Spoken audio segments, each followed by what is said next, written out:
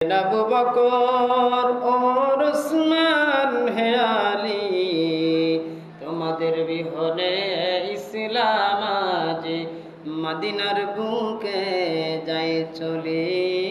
আল্লাহুম্মা সাল্লি আলা সাইয়্যিদিনা মুহাম্মদ ওয়া আলা আলি সাইয়্যিদিনা।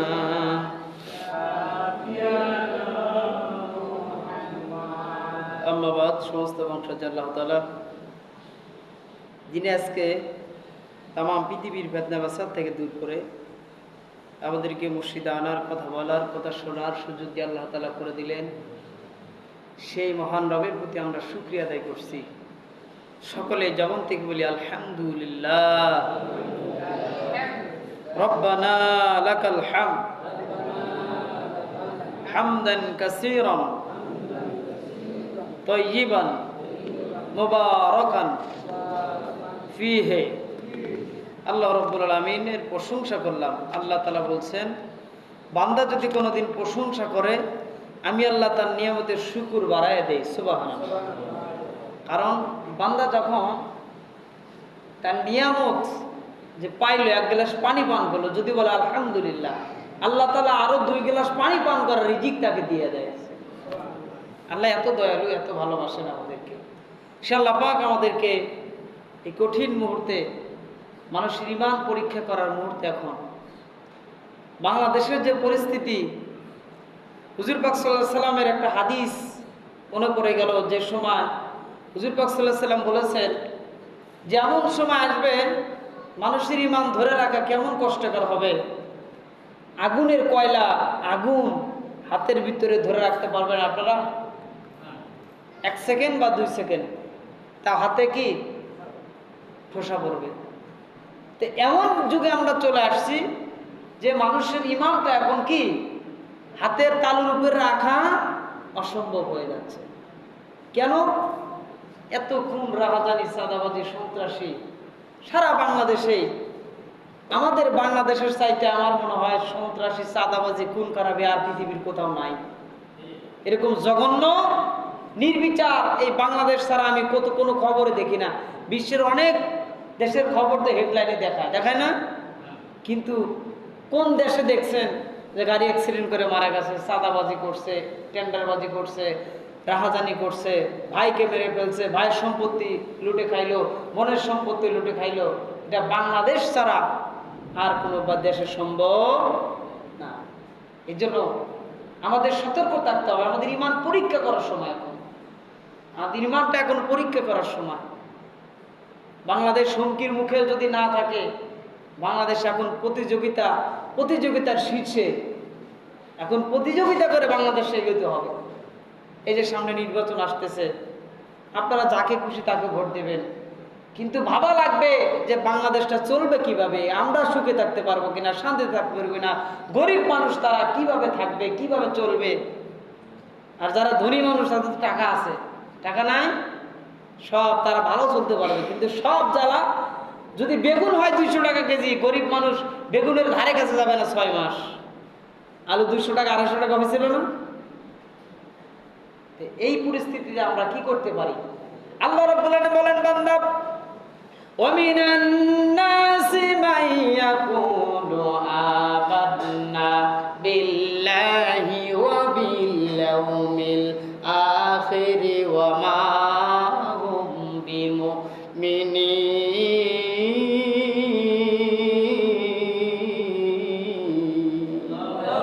আল্লাহ রাব্বুল আলামিন বলেন, বান্দা তোমাদের মতো দাড়ি টুপিওয়ালা ব্যক্তি, তোমাদের মতো সহজ ছবি টুপি মাথায় দিয়া আসরের নামাজ 4 বার পর্যন্ত আদায় করবে, তোমাদের কাছে ভোট চাইবে, কিন্তু এরা ঈমান আনে না, এরা হলো মুনাফিক। এরা ভোটের আগে কথা দেবে, ভোটের পরে আর কথা দেবে না। এই কথাটা যদি আমার হয়ে থাকে, জিহ্বাটা আল্লাহ তাআলা কেটে ফেলবেন। আল্লাহ তাআলা বলছেন, বান্দা এই সমস্ত মানুষ হলো মুনাফিক। জোরে কন্যা কি? এরা হলো মুনাফিক, এরা হলো মুনাফিক। এরা টুপি মাথায় দেবে, দাড়ি মাথায় দাড়ি থাকবে, লম্বা জুব্বা থাকবে, ওয়া বিল ইয়াউমিল আখির ওয়া মা হুম বিমুমিনিন, এরা মুমিন দাবি করবে কিন্তু এরা প্রকৃতপক্ষে মুনাফিক। আল্লাহ রাব্বুল আলামিন বলেন, বান্দা এই সমস্ত মুনাফিক থেকে তোমাদের দূরে থাকা লাগবে। কেমন মুনাফিক আমার ভাইয়েরা? নামাজে বসে, তাহাজ্জুদে পড়ে, সব নামাজ পড়ে, কিন্তু মুমিনদের পিছে যায় লাগে, মুমিনদের কথা সহ্য করতে পারে না। মুমিনরা যখন নামাজ কায়েম করার চেষ্টা করে তারা পিছন থেকে বাধা দেয়। আহারে, এই সমাজে যদি নামাজ প্রতিষ্ঠা হয়ে যায়, আমাদের মতো সুদখোর, আমাদের মতো মুনাফিক এরা আর ভালোভাবে চলতে পারবো না। এই জন্য তারা ইসলামের বিরুদ্ধে তলে তলে কাজ করে, রয়ের এজেন্ট হিসাবে কাজ করে। আমাদের তাম পৃথিবীতে নয়, এই বাংলাদেশে যত রয়ের এজেন্ট আছে, রয়ের এজেন্ট আছে, এরা কালকে গতকাল একটা খবর দেখলাম অনলাইনে সোশ্যাল মিডিয়ার, একটা রয়ের এজেন্ট বাইতুল মুকাররম মসজিদে ধরা পড়েছে। সব কিছু ঠিক আছে, আমি আগে আয়াতটা তেলাওয়াত করছি, ওয়ামিনান নাস মান ইয়াকুলু আমান্না বিল্লাহি ওয়া বিল ইয়াউমিল আখির ওয়া মা হুম বিমুমিনিন। দাড়ি টুপি সব আছে কিন্তু তারা মুনাফিক। বাইতুল মুকাররম মসজিদে সন্দেহজনক ধরে তাকে দেখে, তার শরীরের কাপড় খুলে দেখে, এখান দিয়ে রয়ের চিহ্ন আঁকানো। কোন দেশে বসবাস করেন যে এই মসজিদের ভিতরে রয়ে যেতেন ধরা পড়ে, সেই মসজিদের ভিতরে গুলি হবে না, আর কি কোনো গ্যারান্টি আছে? নেই, গ্যারান্টি নাই। ইমাম সাহেবের নিরাপত্তা নাই, মুয়াজ্জিন সাহেবের নিরাপত্তা নাই। গতকাল খবরে দেখলাম চাঁদাবাজির বিরুদ্ধে কথা বলার কারণে আর এক মসজিদের ইমামকে মেরে জখম করে বলছে ফেলেছে। আরে, কোন দেশে বসবাস করি যে দেশের চাঁদাবাজের বিরুদ্ধেও কথা বলে ইমাম সাহেবের বাড়ি খাওয়া লাগে? 99% মুসলমানের দেশে চাঁদাবাজির বিরুদ্ধে কথা বললে, ধর্ষণ টেন্ডারবাজির বিরুদ্ধে কথা বললে মার খাওয়া লাগে। কেমন দেশ? আর জনগণ হা করে বসে থেকে দেখে। এরা হলো কারা? ইন্নাল মুনাফিকিনা ফিত তারকিল আসফালি মিনান নার। আল্লাহ তাআলা বলছেন, নিশ্চয় মুনাফিকের স্থান হবে জাহান্নামের তলদেশে। এই মুনাফিক কারা? মুনাফিক কারা আপনারা শুনুন। এক নম্বরে আমি মুনাফিক আপনাদের মাঝে পরিচয় করায় দেই। দাড়ি টুপি সব কিছু আছে, কিন্তু দেখবেন ইসলামের কথা যেখানে বলা হয়, কোরআনের কথা যেখানে বলা হয়, তার গায়ে আগুন জ্বলা পড়া ধরে, তার গলার ভিতরে খুশখুশ শুরু হয়ে যায়, শরীরের ভিতরে আগুন জ্বলা শুরু করে। দেখবেন যে ওই ব্যক্তিটার ভিতরে মুনাফিকি ভাব চলে আসছে। এই ব্যক্তিটাই হলো বর্তমান সমাজের মুনাফিক আবু জাহেলের উত্তরসূরি, ঠিক কিনা? তাম পৃথিবীতে মুনাফিক থাকবে, কিন্তু কম আর বেশি। হিটলার কয় লক্ষ ইসরায়েল সৈন্যদের মেরে ফেলেছিল, কিন্তু কয়েকটা ইসরায়েলি সৈন্য রেখে গিয়েছিল। হিটলার নাম শোনেন না ইতিহাস? ওই হিটলার তারা বলেছিল যে ইসরায়েলি জাতি গোষ্ঠী কত খারাপ ইহুদিরা, আমি কিছু রেখে গেলাম, তোরা পরীক্ষা করে নিস। বর্তমান ফিলিস্তিনের অবস্থা, মাত্র কয়েকজন ইসরায়েলি ওই ফিলিস্তিনে তাদেরকে বসবাস করতে দেওয়া হয়েছিল দয়া করে, আর এখন তারা তামাম বিশ্ব চালায়। যুক্তরাষ্ট্র কোন, আমেরিকা কোন, রাশিয়া কোন, সব দেশকে তারা হুমকির মুখে ফেলায়। কেউ কোনো নেতা, ইসলামী নেতা, কোন দেশের নেতা, শেষ পর্যন্ত আমাদের যে যুক্তরাষ্ট্র আছে এরাও কথা বলে না। কি জন্য? তাদের অস্ত্র আছে, পাওয়ার আছে, আর মুসলমানের আছে সাহস। কিন্তু সাহস থাকলে লাভ নাই। সাহস তো এক বাক্যে হয় না, ছিঁড়ে ছিঁড়া হয়। যেমন এক ইসলামী দলের হয়, আর এক ইসলামী দলের হয় না। বাংলাদেশে 18টা ইসলামী দল, এই ইসলামী দলের ভিতরে 18টা ইসলামী দলের ভিতরে 5 ভাগ। তাহলে আমাদের ইসলামী দলে যদি 5 ভাগ হয়, তাহলে মুসলমানের অবস্থা কি হবে? আমার ভাইয়েরা, সেই বিষয় আমি বলতে চাই না। আমার আল্লাহ তাআলা বলছেন, বান্দা যদি তোমরা মুমিন হও অবশ্যই বিজয় লাভ করবে। বর্তমান পরিস্থিতি যদি তোমরা মুমিন হও, আল্লাহ তাআলা বলছেন, ওয়ালা তাহিনু ওয়ালা তাহজানু ওয়া আনতুমুল আ'লাউনা ইন কুনতুম মুমিনিন। আল্লাহ বলছেন, বান্দা যদি মুমিন হও অবশ্যই তোমরা বিজয় লাভ করবে। কথাটা কার? আল্লাহ। আমি আর আপনার কথা নয়। আমার যদি কথা হয়, নবী যদি একটা মিথ্যা কথা বলতেন, একটা বানিয়ে ফেলতেন, আমার নবীকেও গলাটা চিপে ধরতেন। আমার নবী কোনোদিন মিথ্যা বলে নাই। তামাম পৃথিবীর সমস্ত মুসলমানরা যদি এক বাক্যে, তামাম পৃথিবীর মানুষ যদি এক বাক্যে আল্লাহর দরবারে যুদ্ধ ঘোষণা করে, আমার আল্লাহ কয় বান্দারে তামাম পৃথিবীর সব পশু পাখি থেকে শুরু করে মানুষ পর্যন্ত যদি এক বাক্যে আমার বিরুদ্ধে যুদ্ধ ঘোষণা করো, আর আমি যদি আল্লাহ একবার বলি কুন ফায়াকুন, আল্লাহ তাআলা বলছেন বান্দা কুন বলার আগে ফায়াকুন বলা লাগবে না। ইসরাফিল আলাইহিস সালাম সিংহায় ফুঁক দেওয়ার জন্য বাসে নিয়ে আসে, শুধু কুন বলবো, অর্ধেক বলার সাথে সাথে দুনিয়ার অর্ধেক তামাম পৃথিবীটা পাহাড়ের মতো উঠতে থাকবে। তখন মাটিগুলো কাঁপতে থাকবে। ইজা জুলজিলাত রাদু জিলজালাহা, আল্লাহু আকবার। ইজা জুলজিলাতুল জিল, ইজা জুলজিলাতুল জিল, ইজা জুলজিলাতুল আরদু জিলজালাহা। আল্লাহ তাআলা বলছেন বান্দা মাটিগুলো বলবে এটা কি হলো, মাটিগুলো কাঁপতে থাকবে। আগেকার 100 বছর আগে আপনার দাদা মারা গেছে, আপনার বাবা মারা গেছে, সবাই উঠে দাঁড়াবে। সবাই কি উঠে দাঁড়াবে, দৌড়াতে থাকবে, আরাফার ময়দানে দৌড়াতে থাকবে। আপনি কালকে মারা গেছেন বা আপনি মারা যান নাই, কিয়ামত শুরু হয়ে গেছে, মাটি ফেটে মানুষগুলো বের হতে থাকবে। আমার দাদা মারা গেছে আরো 25 বছর আগে, 25 বছর আগে, 20 বছর আগে মারা গেছে। আমার দাদা যদি আমার কবরের পাশ থেকে, আমার পাশ থেকে যদি উঠে দাঁড়ায়, আমি কি অবাক হব না?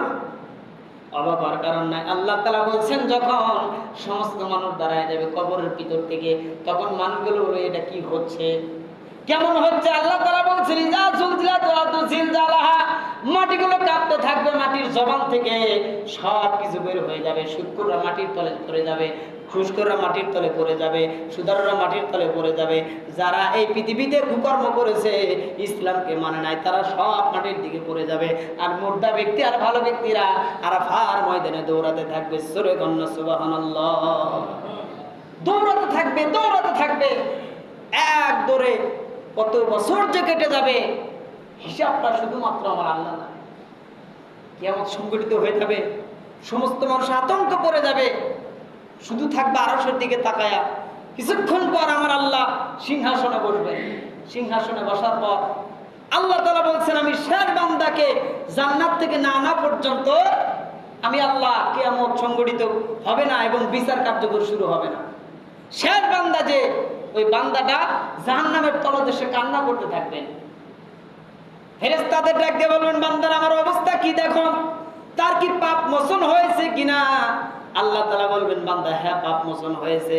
বান্দাটা আল্লাহর কাছে আবদার করবে আল্লাহ আমাকে সব শাস্তি দিলা, আমাকে কি একটু এখান থেকে তুলে একটু উঁচা জায়গায় নেওয়া যায় না? আমি একটু তোমার জান্নাত গুলো সে দেখবো, নয়ন ভরে দেখবো। জোরে কন্যা সুবহানাল্লাহ। আরে বান্দাটা যখন আবদার করবে আমার আল্লাহ তাআলা বলেন ফেরেশতারা যা যা যা ওই বান্দাকে জাহান্নাম থেকে তুলে একটু উঁচা জায়গায় দাঁড় করায় দে, বান্দাটা আমার জান্নাতটা একটু দেখুক মন ভরে। সুবহানাল্লাহ। শেষ বান্দা যেটা, এরপরে আর কোনো জাহান্নামে কোনো বান্দা থাকবে না, জাহান্নাম সব খালি। ওই শেষ বান্দাকে একটু উঁচায় তুলে দেবে। বান্দাটা কিছুক্ষণ বারবার কান্না করবে, আল্লাহ আমাকে যদি তুমি আরেকটু উঁচায় তুলে দাও, এখান থেকে জান্নাত দেখা যায় না, আমার পাও সব বিষ হয়ে গেল, একটু উঁচায় তুলে দাও, আমি জান্নাত একটা দেখবো। ফেরেশতারা কয় আল্লাহ এটা আবদার করতেছে আর একটু উঁচায় তুলে দেওয়ার জন্য। আল্লাহ তাআলা বলবেন দে আমার বান্দাকে আর একটু উঁচায় তুলে দে। আল্লাহ বান্দার সাথে কি মোজাকারা করবে, মোলাকাত করবে, কারণ বান্দার কৌশল, বান্দার সাথে কৌশল বিনিময় করে আল্লাহ তাকে জান্নাতে দেবে। সুবহানাল্লাহ। জান্নাত দেবেন, পাবেন আপনারা, কিন্তু জীবনের যত গুনাহ আছে সব কিছু খিয়া করে তারপর আপনাকে জান্নাত দেবে। বান্দাটা আবার কান্না করবেন আল্লাহ তুমি এখানে দিলা, জান্নাত দেখতে পারতেছি কিন্তু জান্নাতের গন্ধ পাচ্ছি না, আল্লাহ তুমি আমার জান্নাতের গেটের সামনে দাঁড় করাই দাও। সুবহানাল্লাহ বলেন না? বান্দা ফেরেশতা বলবে বান্দা যা, ফেরেশতা যা ওই বান্দাকে জান্নাতের গেটের সামনে দাঁড় করাই দে। বান্দাটা কিছুক্ষণ পর আবার কান্না শুরু করবেন। আল্লাহ তাআলা বলবেন বান্দারে কেন তুমি কান্না করো? ফেরেশতা ডাক দিয়ে বলবে আল্লাহ বান্দাটা কেন কান্না করে একটু শোনো শোনো। বান্দা বলে আল্লাহ আমাকে জাহান্নাম থেকে তুলে তুমি এখানে নিয়ে আসলা। আল্লাহ বলবে তোকে শেষ পর্যন্ত তুলে এখানে পর্যন্ত নিয়ে আসলে আবার তুই কি চাস? আল্লাহ তাআলা আর কাছে ডাক দিয়ে বলবেন আল্লাহ আমি আর কিছু চাই না, জান্নাতের একদম গেটের সামনে, দরজার সামনে আমাকে দাঁড় করায় দাও। সুবহানাল্লাহ। এই কথা বলার সাথে সাথে ফেরেশতারা তাকে নিয়ে জান্নাতের গেটের সামনে দাঁড় করায় দেবে। গেটের সামনে দাঁড় করে দেওয়ার পর বান্দা কিছুদিন যাওয়ার পর আবার কান্না করবেন আল্লাহ আর কিচ্ছু চাই না আল্লাহ, একটা বার সুযোগ দাও, জান্নাতের গেটের ভিতরে আমাকে রেখে দাও। সুবহানাল্লাহ বলেন না? এই কথা বলার সাথে সাথে আল্লাহ মুস্কি হাসি দেবেন। আল্লাহ তাআলা বলবেন ইন্নাল্লাহা আলা কুল্লি শাইইন কাদির। আল্লাহ তাআলা নিশ্চয় সমস্ত ক্ষমতার অধিকারী, সমস্ত শক্তিশালী আল্লাহ। আল্লাহ তাআলা বলবেন দেখ বান্দা, তোকে জাহান্নামের তলদেশ থেকে আমি জান্নাতের গেট পর্যন্ত আল্লাহ, তুই আবদার করতাস জান্নাতের গেটের মাঝখানে যাবি, যা তোকে জান্নাতের গেটের মাঝখানে দেওয়া হলো। আল্লাহ তাআলার কাছে যখন এই আবদার করা হলো, আল্লাহ তাআলা জান্নাতের গেটের ভিতরে বান্দাকে দেওয়া হলো। সে বান্দাটা যখন জান্নাতের গেটের ভিতরে যা অজ্ঞান হয়ে থাকবে, কত কাজে পড়ে রবে, যখন হুঁশ ফিরবে, হুরেরা তাকে সে যত্ন করা শুরু করবে। আল্লাহ তাআলা ডাক দেয়া বলবেন বান্দা তুই আর কি চাস?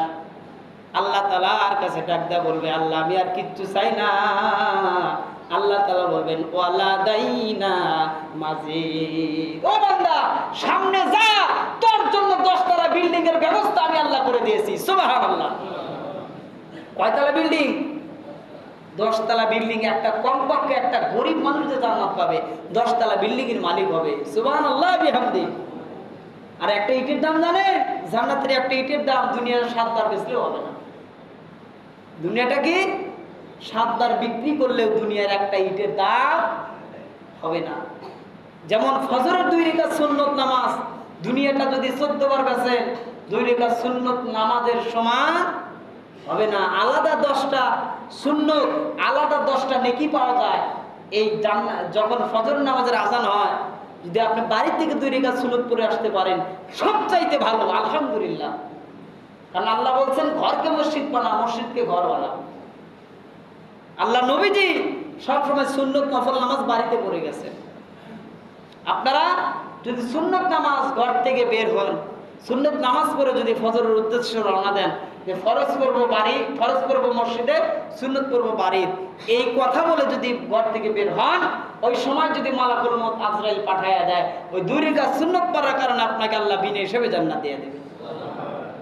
আল্লাহ কেমন আল্লাহর প্রেমে বললাম আমরা, কেমন আল্লাহর দয়া করি, কেমন আল্লাহর ইবাদত করি, কেমন আল্লাহকে আমরা ভালোবাসি, যে আল্লাহ প্রত্যেকক্ষণ প্রত্যেক সময় আপনাদেরকে নজরে রাখে। একটা সেকেন্ড মুসা পয়গম্বর ডাক দেবো আল্লাহ তুমি কি ঘুমাও না? আল্লাহ কয় মুসা রে, আমি যদি ঘুমাই এই দুনিয়াটা থাকবে? আল্লাহ মুসা কয় আমি বিশ্বাস করি না। আল্লাহ কয় আল্লাহ তুমি যদি মুসা হও, আমি যদি আল্লাহ হই, আমার কাছে কি চাইবে? নাউজুবিল্লাহ। মুসা আল্লাহর সাথে ঠাট্টা করে। অন্য কি মুসা ঠেড়া হয়েছে না? মুসা ঠেড়া করে ডাকছে অনেক লোক। আল্লাহ তুমি যদি মুসা হও, আমি যদি আল্লাহ হই, আমার কাছে কি চাইবে? আল্লাহ কয় মুসা তুই কোনোদিন আল্লাহ হতে পারবি না। আর মুসা কয় আল্লাহ তুমি কোনোদিন আল্লাহ মুসা হতে পারবে না। সুবহানাল্লাহ। ইয়া তো তার সাথে কেরাই করছে। আমি যদি আল্লাহ, তুমি যদি মুসা হও, কি চাইবা? তুই কোনোদিন আল্লাহ হতে পারবি না, তুমি কোনোদিন মুসা হতে পারবে না।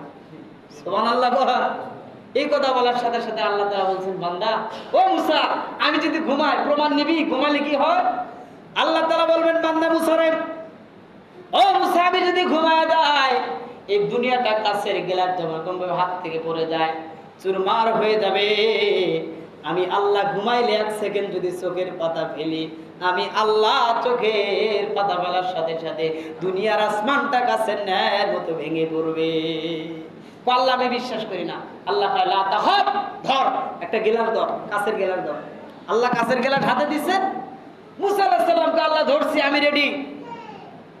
আল্লাহ তাআলার অর্ডারে 1 সেকেন্ডের ঘুম দিছে। জোরে বলেন কয় সেকেন্ড? 1 সেকেন্ডের ঘুম। আল্লাহ তাআলা তার মাথার ভিতর থেকে সব ব্রেন আউট করে নিয়ে 1 সেকেন্ডের ঘুম দিছে। মুসা আলাইহিস সালাম বলেন তো ঘুমাইলে কি কোনো জিনিস হাতে ধরে রাখা যায়? গেলাসটা হাত থেকে পড়ে গেছে। মুসা ঘুম থেকে জাগা বেঁধে গেলাস না, কয় ইন্না লিল্লাহি ওয়া ইন্না ইলাইহি রাজিউন। কয় মুসা গেলাস কই? গেলাস দেখে নিচে পড়ে একদম 10 ভাগ।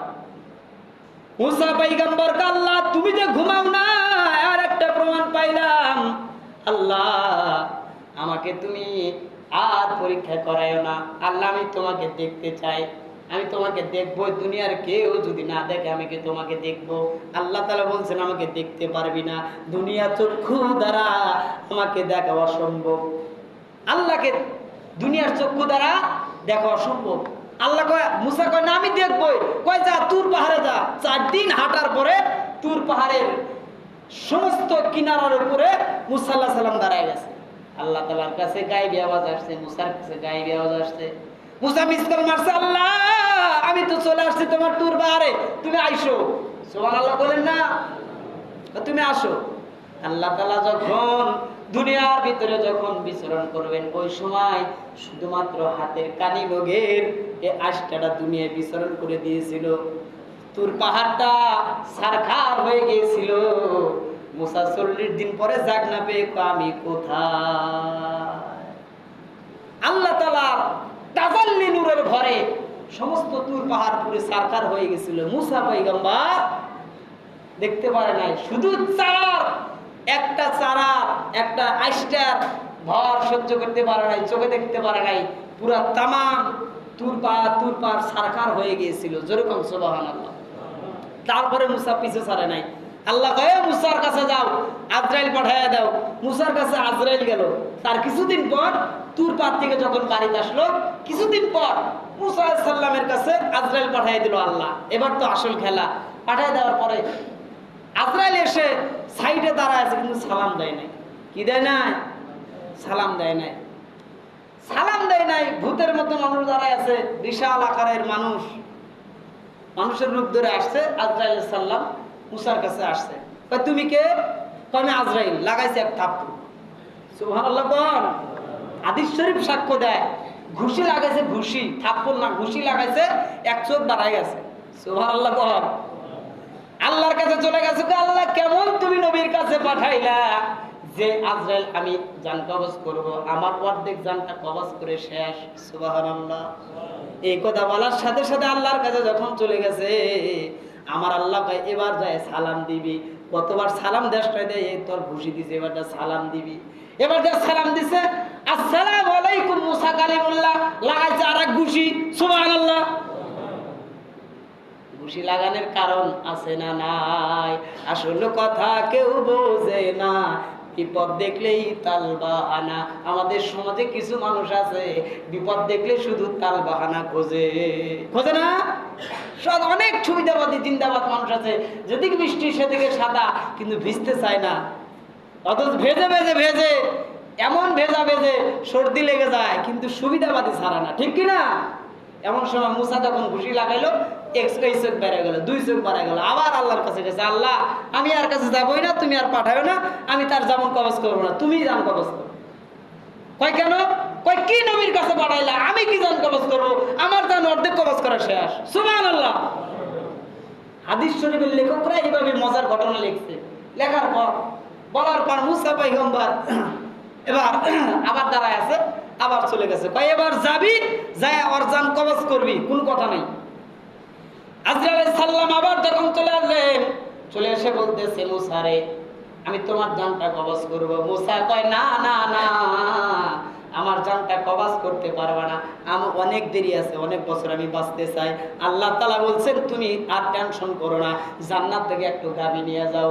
সূরাতুল বাকারাতি মাদানিয়া, বিসমিল্লাহির রহমানির রহিম। আলিফ লাম মিম। এর অর্থটা একমাত্র আমার আল্লাহ তাআলা জানেন।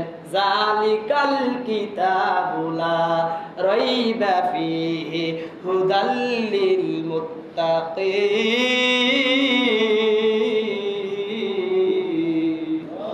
আল্লাহ তাআলা বলছেন এই কিতাব, সূরা বাকারা, সূরা ফাতিহার পরে সূরা বাকারা সবচাইতে বড় সূরা হলো সূরা বাকারা। সুবহানাল্লাহ। আর বাকারা অর্থ গাবি। বাকারা অর্থ কি? গাবি।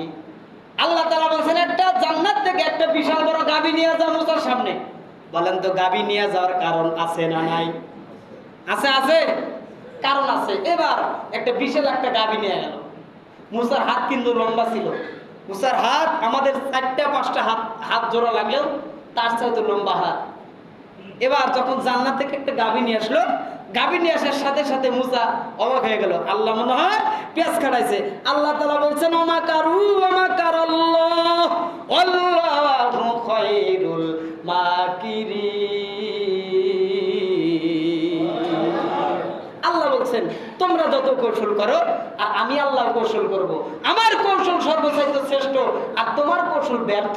সুবহানাল্লাহ।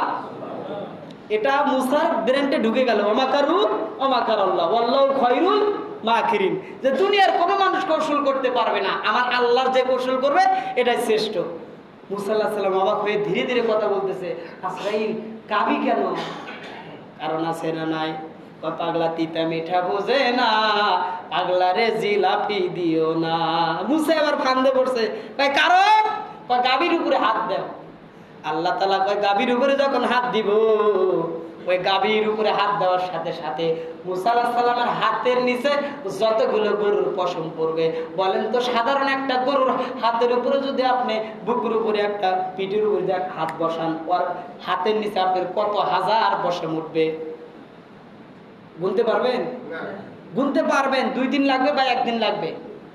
মুসা আলাইহিস সালামের হাত তো বিশাল হাত, গাভীর উপরে হাত দিছে। আল্লাহ তাআলার অর্ডারে বলতেছে, ও আজরাইল ওই গাভীর উপরে যখন হাত দিবে, মুসা আলাইহিস সালামের হাতের অংশটাকে কাটবা, গাভীর উপরে চামড়াটা কাটবা, ওই চামড়াটা কেটে মুসাকে দিবা।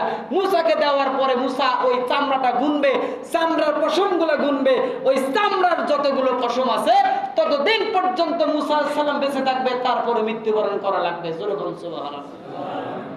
মুসা আলাইহিস সালাম এবার আল্লাহ এমন পেঁচ লাগাইছে, আল্লাহ এই পেঁচ আমি আর হতে পারবো না, মরা লাগবেই। তালি আল্লাহ কয় অবশ্যই কুল্লি নাফসিন যায়িকাতুল। এই আয়াতটা মনে পড়ে গেল, আয়াতটা মনে পড়ে গেল। আয়াতটা বলার সাথে সাথে মুসা আলাইহিস সালাম কয়, আল্লাহ তোমার সাথে আমি পারবো না, আল্লাহ তোমার সাথে পারবো না, আল্লাহ তোমার মৃত্যুবরণ করায় দাও। দুনিয়াতে 2টা নবীর কাছে শুধুমাত্র আজরাইল বলে এবং কই আসছে, সেটা হলো 1 নম্বরে হলো মুসা, 2 নম্বরে হলো আমার নবী বিশ্বনবী মুহাম্মদ রাসূলুল্লাহ সাল্লাল্লাহু আলাইহি সাল্লাম। জোরে বলেন আল্লাহু আকবার। এছাড়া পৃথিবীতে আর কোন নবীর কাছে আজরাইল জিবরাইল কোন মানুষ ওহী নিয়ে আসছে শুধুমাত্র তাকে বলে কয়ে, আর জানটা কবজ করার জন্য 2 জন নবীর কাছে আসছেন বলে কয়ে। নবীকে এরকম ভাবে যখন বলে কয়ে আসলেন, নবীজি 3 দিন ঘুরাইছিলেন, 3 দিন আজরাইলকে ঘুরাইছিলেন। সুবহানাল্লাহ। কোন আমি সামনের সপ্তাহের বাকি অংশ আমি বলবো আপনাদের মাঝে, আমার নবীজি কেমন করে মৃত্যুবরণ করলেন, আজরাইলকে কিভাবে ঘুরাই দিয়েছিলেন, কেন ঘুরাই দিয়েছিলেন। ইনশাআল্লাহ আল্লাহ তাআলা আমাদেরকে কবুল করুক, জানামালে বরকত দিয়ে দেখ। আমাদের সতর্ক থাকতে হবে, আমাদের ভিতরে 3য় পক্ষ ঢুকে গেছে। আমাদের ভিতরে কয় পক্ষ ঢুকছে? 3 নম্বর পক্ষের কিছু লোক আমাদের সমাজে ঢুকে বিশৃঙ্খলা করার সৃষ্টি করতেছে। বিএনপি জামাতের ভিতরে বাধা দেওয়া, কৌশল বিনিময় করে তারা 2 নম্বরই করার চেষ্টা করে, তাদের ভিতরে ফাটল ধরার চেষ্টা করতেছে। এটা আমার ব্যক্তিগত ব্যাপার, ব্যক্তিগত কথা, আর করা কথা না। আমি যতটুকু বুঝলাম, বিএনপি জামাতের ভিতরে কিছুদিন আগে 3 দিন আগের ঘটনা, হযরত শেখ হাসিনা আছে না, কথা কয় না, দিল্লিতে বৈশা এক নেতার সাথে বর্তমান টাটকা আলাপ, উনি আলাপ করতেছে বিএনপি জামাত যাতে এক হতে না পারে, এর ভিতরে তোমরা ঢুকে ঢুকে তোমরা পায়তারা সৃষ্টি করে দাও। এই যে তার বক্তব্যের অনুসারে তামাম বাংলাদেশে, গোপালগঞ্জ থেকে শুরু করে তামাম বাংলাদেশে জামাত আর বিএনপির ভিতরে এরকম লাগায়া এই 2 দল এক হলে তো আর আওয়ামী লীগ আরে বাংলাদেশে পুনর্বাসন করতে পারবে।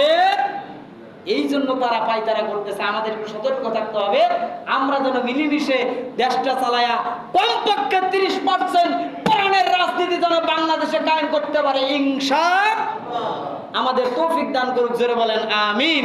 ওয়া আখিরি দাওয়ানা আলহামদুলিল্লাহি রাব্বিল আলামিন। আসসালামু আলাইকুম ওয়া রাহমাতুল্লাহ। যারা সুন্নাত পড়েন নাই সুন্নাত পড়ে নেন।